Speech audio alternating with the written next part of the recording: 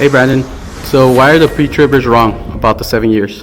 Because the Bible doesn't tell us that the final 7 years is going to be 7 years of tribulation in total. If you look in Daniel chapter 9, verse 27, it talks about the fact that this ruler, this Antichrist, is going to sign a treaty that's going to last for 7 years. People equate that with it's going to be a 7-year tribulation, because when they look in Matthew 24, Jesus talks about a tribulation taking place after certain events. If you basically lay the evidence out for what the scripture talks about at the end times or the end of the age, this final 7-year period of time, there is not one Bible verse that exists that says the tribulation is equal to a 7-year period. And in fact, when you look at the evidence, it shows us that the Great Tribulation, as it's talked about in Scripture, only happens after certain events take place. And it shows us that it's really only half of that final 7-year period that the Antichrist creates a tribulation where the Hebrews run and go to the wilderness to be protected for a specific number of days that the Bible tells us about.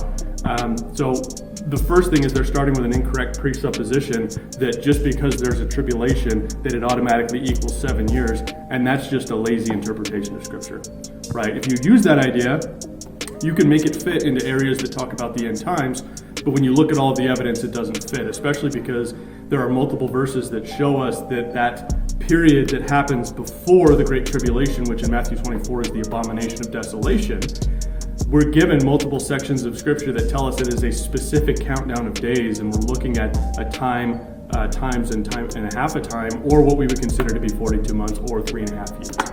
Right, we see that in the form of 1,260 days. We see that described about the two witnesses, where they'll be witnessing for that period of time from the time that the abomination takes place. So when you look at more than just one verse to try to understand something complex like the end time study in Scripture, that one verse is going to damage you when you're taking ideas that are not found in the Bible in order to understand them. So, the pre-tribulationists, they start with this concept that if there's a 7-year period of tribulation, they think that God's going to treat them special and take them out of it. However, Christians over the last 2,000 years have been dealing with tribulation, right? This is talking about a great tribulation that's going to usher in the very end of this age, and that doesn't happen until we see the abomination, the man of sin, be revealed. And then from there, that's when the persecution and the killing of God's people, both the Hebrews and the Christians, is going to happen. So, that's only fleshed out when you're hungry for the truth and when you look at all the evidence.